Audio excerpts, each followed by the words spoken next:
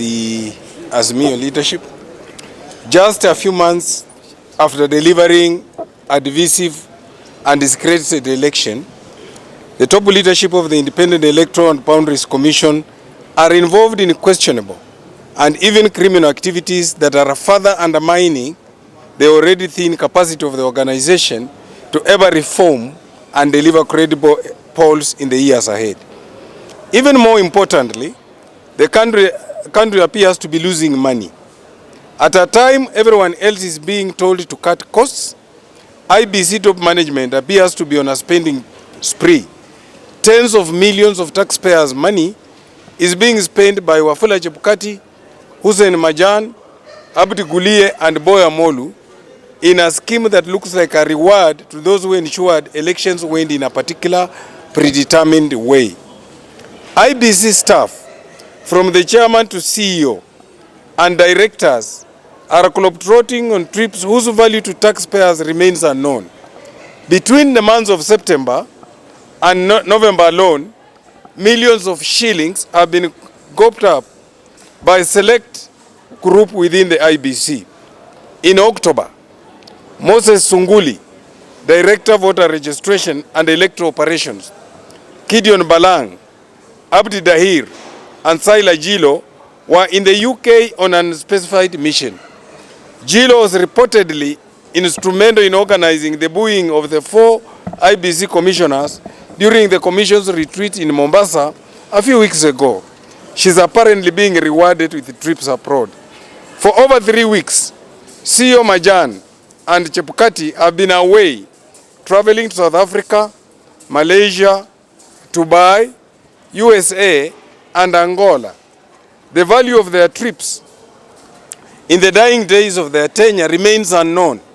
Several directors, including those for finance, legal affairs, ICT, deputy CEO, support services, have had long stays in Dubai, supposedly for training for God knows for what.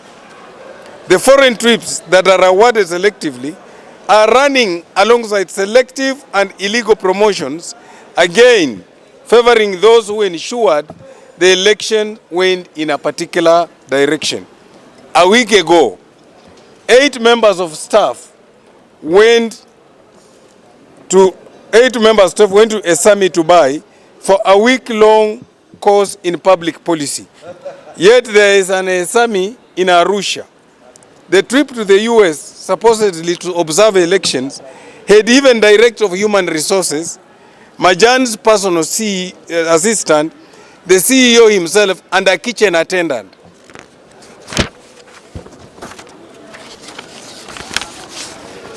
Several members of staff have been roaming regional capitals like Kampala and Arusha, supposedly to take training in IT and procurement.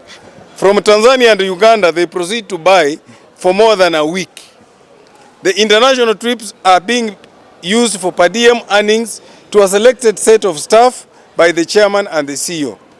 Unilaterally, without convening a plenary, Mr. Marjan, Mr. Chebukati, and Sunguli are currently making arrangements for ballot papers for the by-election scheduled for December 8th and January 5th. The same company in Greece that printed papers for the general election once again has been given the tender unilaterally. In moving to print papers abroad, IEBC is defying its own policy that ballots for by-election shall be printed locally to create jobs for Kenyan youth. The matter has not been discussed at the plenary by the commissioners.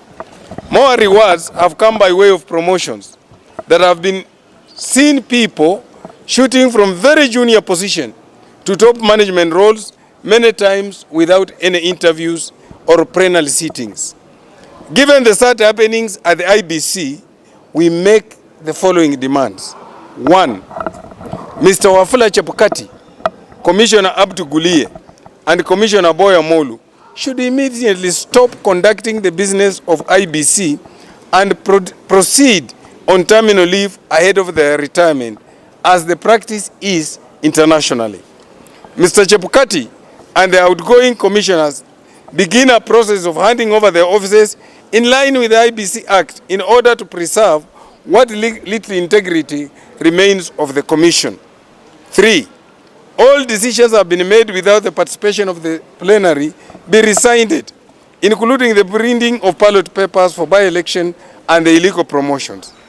4, an independent audit be undertaken to establish expenditures incurred, particularly after the conclusion of the 2022 general election, and action taken where crime has been committed. 5, IEBC CEO Marjan produced a framework contract between the IEBC and the Greek printing firm in form liquors, including duration of the contract, the individual, corporate and country contractual obligations, the liability costs in case the contract is breached by either of the parties involved.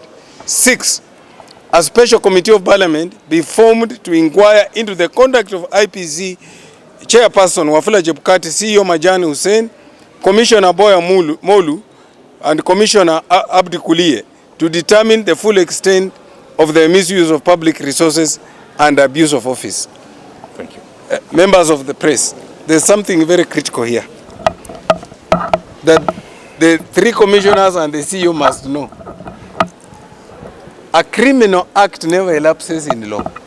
It doesn't matter how long it will be, but the long hand of justice will soon catch up with these people. Corruption, given another name called foreign trips, will not be accepted. And we also ask the Kenya Kwanza government, where these people are finding their head hiding under their bed, to come out and call this for what it is, that is corruption. Thank you. Thank you very much. Bro, nataka ku-expand biashara yangu lakini manze hizi app zote za loan manze zinanikata. Pole ndugu yangu, lakini nikuulize, umewahi tumia hii app ya POS inaitwa Vib? Vib? Vib.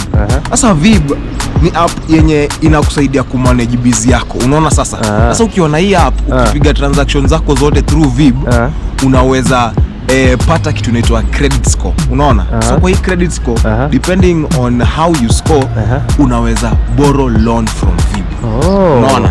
So in the next like 3 months ukitumia Vib tu vizuri saa hii, unaweza borrow a handsome amount, alafu uweke kwa busy yako na uexpand busy yako. Acha hata ni download tu saa hii. Download saa hii. Shukran manze.